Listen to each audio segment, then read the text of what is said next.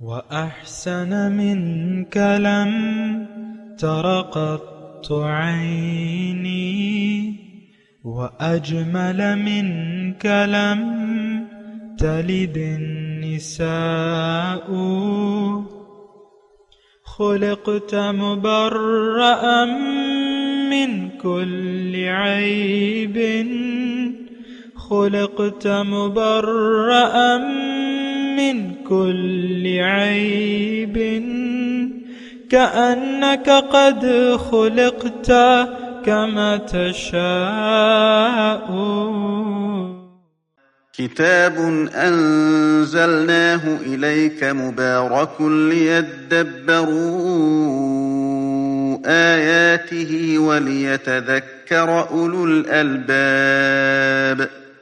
یہ کتاب برکت والی ہے جسے ہم نے آپ کی طرف نازل فرمایا ہے تاکہ دانش مند لوگ اس کی آیتوں میں غور و فکر کریں اور نصیحت حاصل کریں. اللہم صلی علی سیدنا محمد وعلی آل سیدنا محمد بعدد کل ذرۃ مئۃ الف الف مرۃ. سامعین و ناظرین کرام، السلام علیکم ورحمۃ اللہ وبرکاتہ.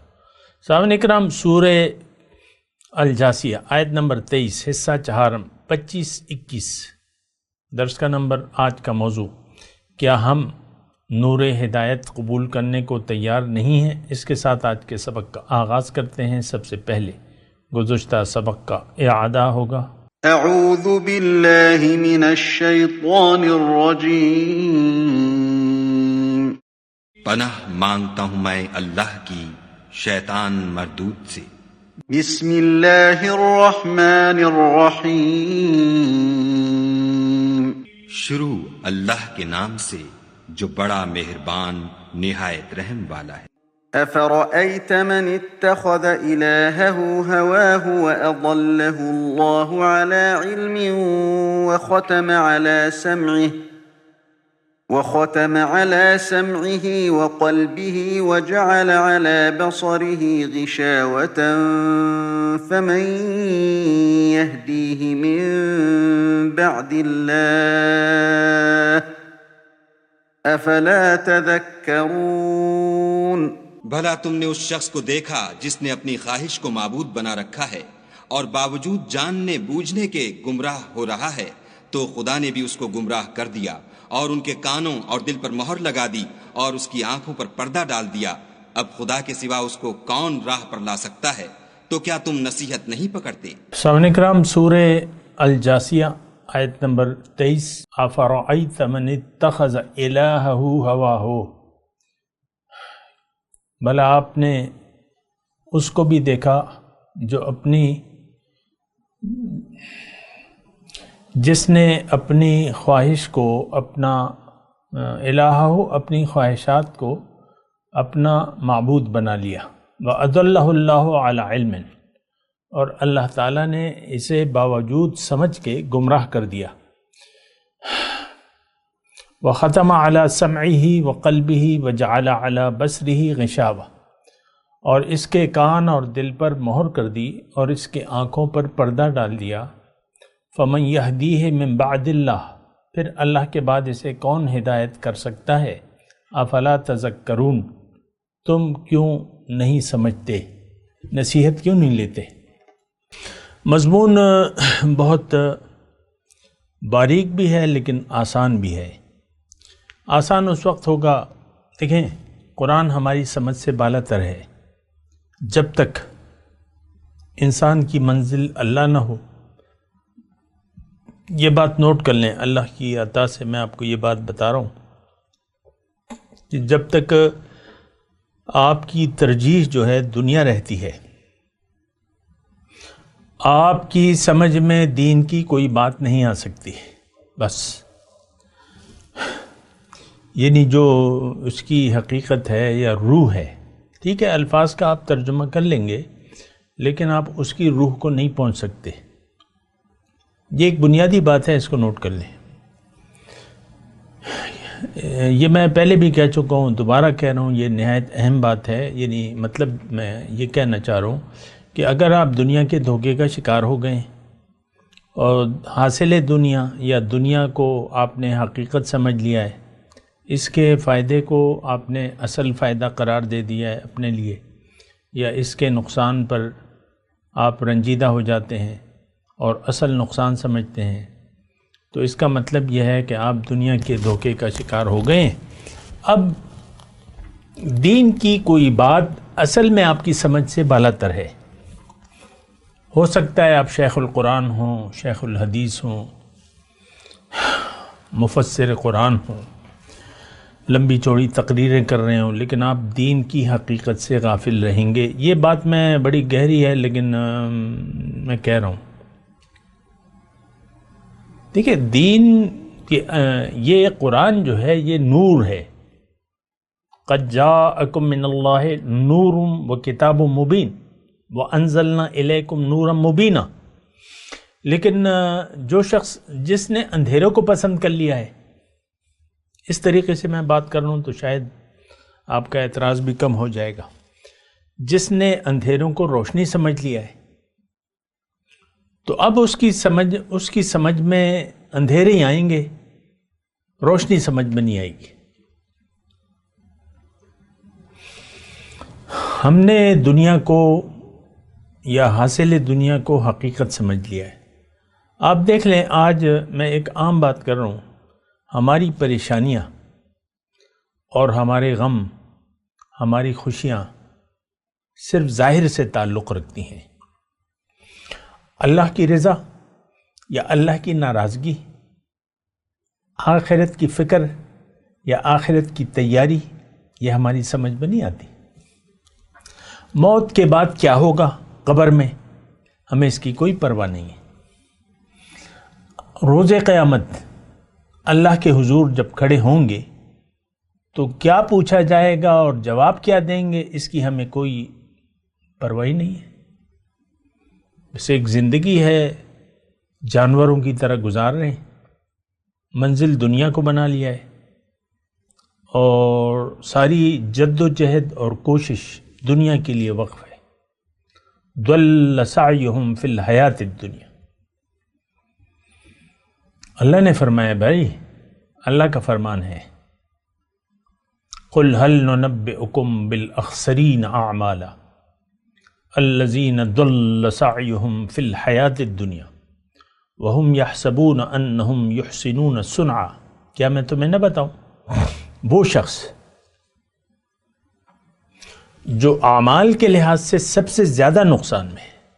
اب یہ دیکھیں، توجہ کریں نا کہ سب سے زیادہ نقصان کا مطلب یہ ہے کہ کافروں مشرکوں سے بھی زیادہ، مطلب ہر ایک سے زیادہ نا۔ اخسرین، الاخسر مبالغہ کے صیغہ ہے۔ هل ادلکم، کیا میں تمہیں نہ بتاؤں۔ اس میں یہ جو آیت میں پڑھ رہا ہوں اور آپ کو سنا رہا ہوں، اس میں یہ بات بھی نوٹ کر لیں کہ اللہ تعالیٰ نے اس میں کسی کافر، مشرک، منافق اس کا نام ہی نہیں لیا۔ ایک رویہ ہے، اس کا اللہ تعالیٰ تذکرہ کر رہا ہے، تو اس رویے کا شکار تو مسلمان بھی ہے، ہو سکتا ہے اور ہے۔ بہرحال وہ آیت پوری سن لیں، سنا بھی چکا ہوں، لیکن بات سمجھ میں نہیں آتی تو بار بار اللہ تعالیٰ نے بھی بار بار اپنے توحید کے دلائل دیے ہیں، آخرت کے بھی دیے ہیں، تو اس میں کوئی حرج نہیں ہے۔ قل هل ننبئکم بالاخسرین اعمالا، کیا میں تمہیں نہ بتاؤں کہ سب سے زیادہ نقصان میں کون لوگ ہیں؟ الذین ضل سعیہم فی الحیات الدنیا، یہ وہ لوگ ہیں جن کی ساری زندگی گم ہو گئی دنیا میں، یعنی سعی اور کوشش ان کا۔ دیکھیں اس آیت میں یہاں پر میں رک کے یہ بتاؤں، ضل گم ہو گئی، سعیہم کوششیں ان کی، فی الحیات الدنیا دنیا کی زندگی کے لیے۔ اب دیکھیں دنیا پر یقین ہوگا کہ یہ دنیا ہی حقیقت ہے، تبھی تو آپ اس کے لیے زندگی وقف کریں گے نا۔ آج مسلمان دیکھیں ہماری جو حالت ہے، آیت نمبر 24 میں آ رہی ہے، وہاں پر بھی بات کریں گے۔ ضل سعیہم فی الحیات الدنیا، ساری کوششیں ان کی دنیا کے لیے گم ہو گئی، دنیا میں گم ہو گئی، صبح سے لے کر شام تک، شام سے لے کر صبح تک دنیا ہی کی سوچ، دنیا ہی کے لیے محنت، کوشش، آپ دیکھ لیں اپنے آپ کو دیکھ لیں، یہ تو کوئی خال تو نہیں ہے، یہ ساری امت اس میں گرفتار ہے، خیال دنیا میں ہم زندگی گزار رہے ہیں۔ وَهُمْ يَحْسَبُونَ، اب ادھر انہوں نے کلمہ پڑھا ہوا ہے، 5 وقت کی نمازیں پڑھ رہے ہیں، روزے رکھ رہے ہیں، زکاتیں دے رہے ہیں، حج اور عمرے پہ عمرہ، حج پہ حج، یحسبون، یہ کچھ چند بظاہر نظر آنے والے کام کر رہے ہیں نیک، تو اس کی بنا یہ سمجھتے ہیں کہ ہم ٹھیک ہیں، انہم یحسنون صنعا، یہ کوئی اچھے کام کر رہے ہیں۔ ذرا غور سے سنیں اس آیت کو، اولئک الذین کفروا بآیات ربہم ولقائہ فحبطت اعمالہم فلا نقیم لہم یوم القیامۃ وزنا۔ اب یہ وہ لوگ ہیں، اب اللہ تعالیٰ دیکھیں تفصیل فرما رہے ہیں، اولئک مطلب یہ جو، اس میں تو نام نہیں لیا نا اللہ تعالیٰ نے، بس ایک رویے کا تذکرہ ہے، ضل سعیہم فی الحیات الدنیا۔ اب اللہ تعالیٰ تھوڑی سی تفصیل بتا رہے ہیں تاکہ وضاحت ہو جائے۔ وہم یحسبون انہم یحسنون صنعا اولئک الذین کفروا بآیات ربہم، یہ وہ لوگ ہیں، تھوڑی توجہ سے سنیں، کوئی اور کام کر رہے ہیں نیک کام تو چھوڑ دیں، ذرا نفل کی نیت باندھی ہے تو نیت توڑ دیں، ادھر دیکھیں، ادھر سنیں۔ اولئک الذین کفروا بآیات ربہم، یہ وہ لوگ ہیں جنہوں نے رب کے حکم کے مطابق زندگی گزارنے سے عملاً انکار کر دیا۔ اس آیت پہ عملاً کا تذکرہ نہیں ہے، انکار یا عملاً ہو یا قولاً ہو، انکار ہے، سمپل۔ یہ تو نہیں کہ عملاً انکار کرنے والا مسلمان ہو جاتا ہے یا اسے مسلمان سمجھا جائے گا، ایسی بات نہیں ہے۔ کفروا بآیات ربہم ولقائہ، اور رب کی ملاقات کا انکار کیا، یعنی اس کے لیے یہ تیاری نہیں کر رہا۔ دنیا تو اللہ سے ملاقات کی تیاری کی جگہ کا نام ہے۔ اب ہوگا کیا؟ فحبطت اعمالہم، یہ بظاہر نیک، جو نیک کام کر رہا ہے یہ ضبط ہو جائیں گے، اس کا کوئی فائدہ نہیں ہے۔ کیوں؟ انما الاعمال بالنیات، زندگی کا تو اس نے رخ بدل کے دنیا کی طرف کر لیا، اور چند ایک ظاہری کام کر کے یہ سمجھ رہا ہے کہ میں اچھے کام کر رہا ہوں، تو یہ کام حبطت، ضبط، حبط اعمال اللہ تعالیٰ نے یعنی قرآن میں کافی جگہ بیان کیا ہے۔ اضل اعمالہم، سورہ محمد میں، فحبطت اعمالہم، ان کے جو نیک کام ہیں، دیکھیں نیک کام ضائع ہوتے ہیں، برائیاں تو ضائع نہیں ہوتی ہمارے تو سمجھ میں بھی پھر وہ مشکل سے بات آتی ہے نا، بس کیا لفظ ہے؟ فحبطت اعمالہم، ان کے اعمال ضائع ہو جائیں گے۔ ظاہر ہے کہ نیک کام ضائع ہوں گے نا، برے کام تو وہ کر رہا ہے۔ اب ان نیک اعمال کا، اس کا وزن نہیں ہوگا قیامت کے دن ترازو میں، فلا نقیم لہم یوم القیامت وزنا۔ بس یہ آپ دیکھ لیں، میں نے اللہ کی عطا سے آپ کو یہ بتایا ہے۔ بہرحال اچھا، اس میں مضمون تھوڑا سا آگے اس پہ بات کرتے ہیں۔ ایک تو یہ ہو گیا کہ ایک شخص جس نے اپنی خواہشات کو اپنا معبود بنا لیا ہے۔ دیکھیں اس کا میں تھوڑا یعنی خلاصہ کلام نکالنا چاہتا ہوں، تو وہ یہ ہے کہ دیکھیں ہم میں سے ہر شخص اپنی مرضی سے زندگی گزار رہا ہے۔ دین مکمل طور پر ہم اختیار کرنے کے لیے تیار نہیں ہیں، یہ ایک بنیادی بات ہے جو نوٹ کر لیں۔ اصل میں تو دیکھیں ایک بنیادی بس میں کیا کہوں، مطلب بار بار جو ہے وہ ایک بات کہنی پڑتی ہے۔ اصل میں تو ہمارا نیت ہی نہیں ہے زندگی کا رخ اللہ کی طرف کرنے میں، ہماری نیت نہیں ہے۔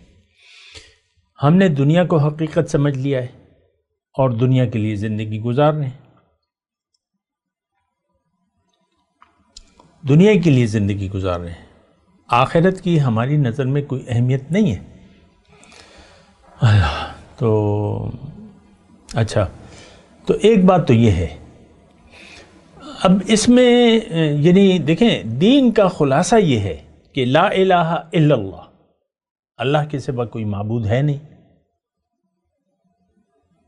اور جس نے اللہ تعالیٰ نے دیکھیں اس میں قرآن میں مختلف طریقوں سے بات کی ہے. وَمَن يَدْعُ مِن دُونِ اللَّهِ،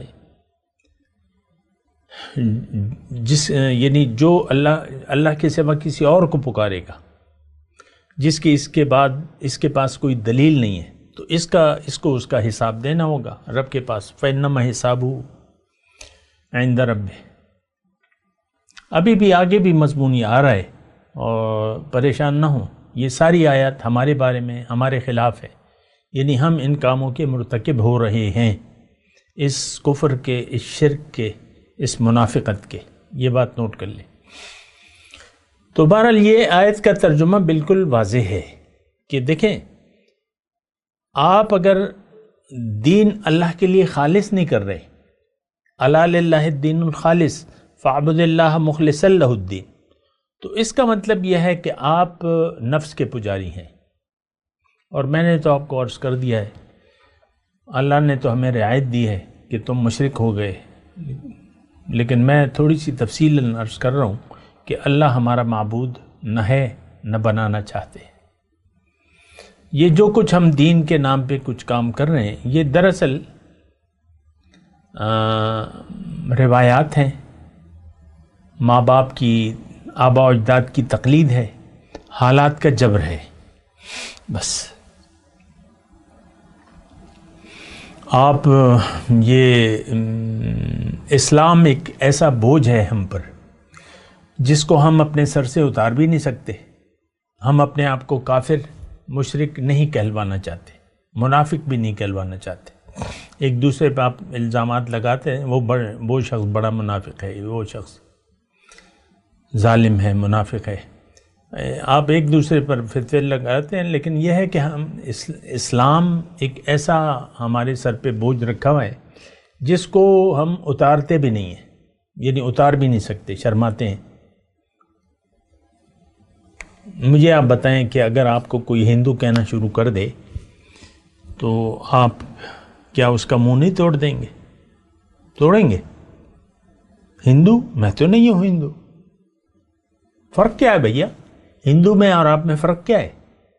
وہ بھی نفسانی خواہشات کا پجاری ہے، دین کی اس کو بھی اپنے خبر نہیں ہے کہ ہندوازم کیا ہے. ہمیں اسلام کی خبر نہیں ہے. دیکھیں ایک ہندو، اس نے بت بنائے ہوئے، تھوڑا سا مورتیاں اس نے سجائی ہوئی ہیں، ہمارے دل میں مورتیاں ہیں. یہ پیسہ، یہ دولت، یہ عزت، اس کے پجاری ہیں ہم. دنیا ایک بت ہے، اس کے ہم پجاری ہیں، اور نفس کے پجاری ہیں. بات تو کیا ہو گیا؟ فرق کیا آ گیا؟ صرف یہ کہ آپ رسمی طور پہ نمازیں پڑھ رہے ہیں، روزے رکھ رہے ہیں، بھوکے پیاسے رہ رہے ہیں، زکوٰۃ دے رہے ہیں، خیرات کر رہے ہیں، یا حج اور عمرہ کر رہے ہیں. یہ فرق ہو گیا. یہ تو حدیث کا مضمون ہے کہ وہاں حج پہ جا کے ایک شخص ہاتھ بلند کیے یا رب یا رب پکارتا ہے، لیکن اس کی پکار جو ہے عبث جاتی ہے، کیونکہ اس کا کھانا حرام، پہننا حرام، ہر چیز حرام ہے، اور پھر وہ رب کو پکار رہے ہیں. ایسے تو ہمارا دیکھیں اللہ کے حکم کے سامنے سر جھکائے بغیر زندگی گزارنا حرام ہے. یہ ایک بات نوٹ کر لیں. اگر آپ اللہ کو اپنا معبود واحد تسلیم کرنے کے لیے تیار نہیں ہیں تو آپ کی زندگی حرام ہے. مختصر بات ہے. ہم اللہ کے سامنے تو ہمارا سر جھکنے کے لیے تیار ہی نہیں ہے. وہ سجدہ جو حقیقی ہے وہ ہم کرنے کے لیے تیار نہیں ہیں. دکھاوے کے سجدے آپ کرتے رہیں. شوہر جو ہے 5 وقت کا نمازی ہے اور مسجد میں جا کے نماز پڑھتا ہے اور باقاعدہ نوافل یہ وہ تہجد بھی پڑھ لیتا ہے، لیکن وہ بیوی کو تنگ کرتا ہے اور بیوی کو اس نے کم تر سمجھ لیا ہے، اس کے حقوق پورے نہیں کر رہا، کوئی بھی وجہ ہے، کوئی بھی معاشرتی اونچ نیچ ہے، وہ غریب گھرانے کی ہے مثال کے طور پہ، یا رنگ اس کا کالا ہے، آپ کو پسند نہیں ہے، تو بس آپ کا غصہ تو ناک پہ رکھا ہوا ہے۔ تھوڑی سی بات کو بیوی نے تیز آواز میں بات بیان کر دی، آپ کا موڈ بگڑ گیا، فوراً جواب دے دیا آپ نے موڈ بگاڑ لیا اپنا، 2 دن 3 دن آپ بات ہی نہیں کر رہے، مننے سے بات کر رہے ہیں، اپنی امی کو یہ کہو، اپنی امی کو یہ کہو، اپنی امی کو یہ کہو۔ دیکھیں یہ رویے ہیں، یہ نفس کی اطاعت کے نمونے ہیں، ہم اللہ کے حکم کے سامنے سر جھکانے کے لیے تیار نہیں ہیں، بات ختم ہو جاتی ہے۔ افرأیت من اتخذ الہہ ہواہ، کیا دیکھا ہے تم نے اس شخص کو جس نے اپنی خواہش کو اپنا معبود بنا لیا ہے؟ وَأَضَلَّهُ اللَّهُ عَلَى عِلْمٍ، اور باوجود جاننے بوجھنے کے وہ گمراہ ہو رہا ہے۔ یہاں تھوڑا سا یعنی یہ جو مضمون ہے اس میں تھوڑی سی وضاحت ہے۔ وَأَضَلَّهُ اللَّهُ عَلَى عِلْمٍ، اللہ نے اس کے جاننے بوجھنے کے باوجود جاننے بوجھنے کے اللہ تعالیٰ نے اس کو گمراہ کر دیا ہے، یعنی گمراہی پر چھوڑ دیا ہے، بس یہ فرق ہے۔ اللہ نہ کسی کو گمراہ کرتا ہے زبردستی، نہ ہدایت دیتا ہے، یہ بات نوٹ کر لیں۔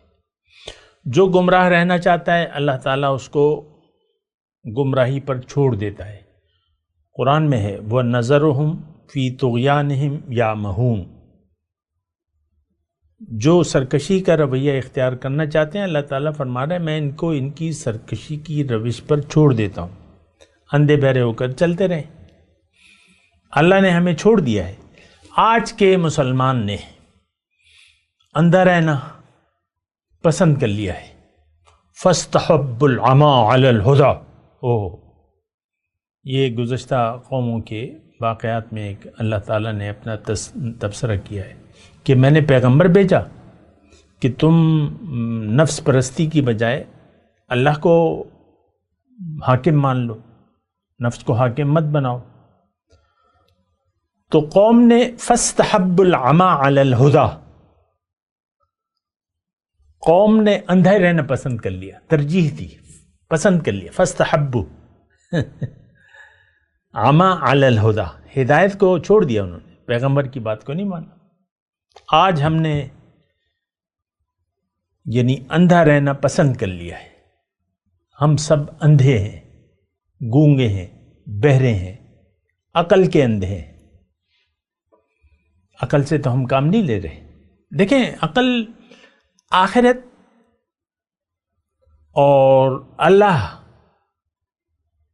کی پرستش یا اس کی عبادت، یہ تو عقل کہتی ہے کہ حاکم وہ ہے، مالک وہ ہے، آقا وہ ہے، تو ماننا اس کی ہے، طاقت والا وہ ہے، یہ عقل مانتی ہے۔ یہ مٹی سے آئے اللہ تعالیٰ کیا کیا چیزیں بنا رہے، ہم بھی اس وقت جو ہے ہم مٹی کی پیداوار ہیں۔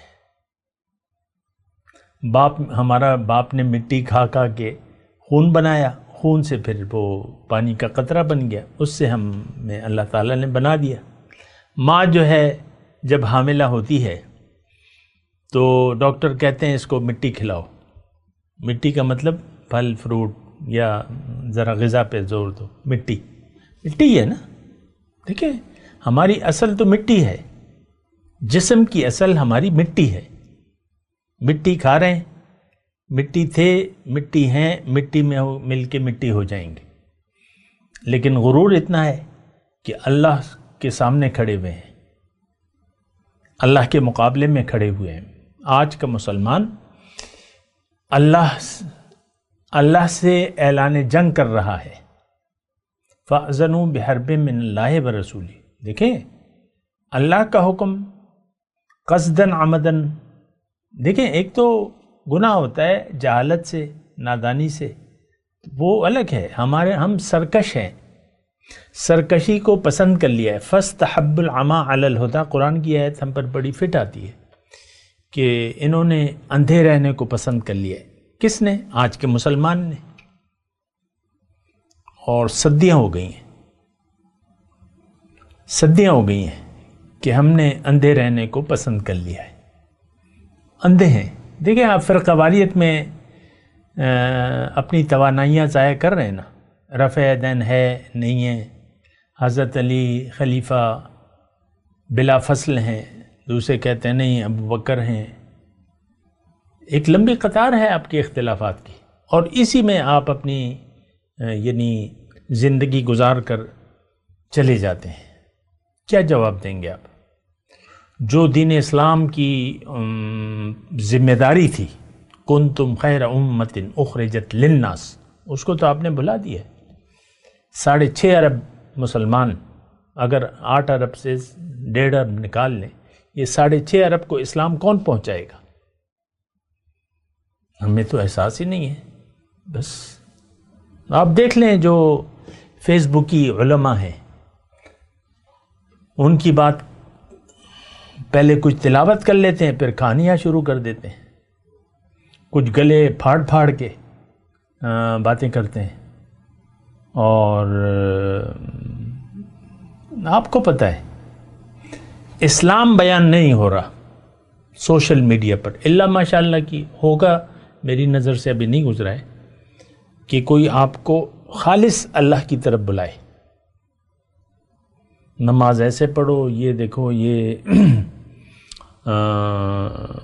رفع یدین کرو نہ کرو، پاؤں کھلے رکھو بند رکھو، یہ کرو وہ کرو. فقہی مسائل ٹھیک ہے، وہ سب کچھ ٹھیک ہے اپنی جگہ.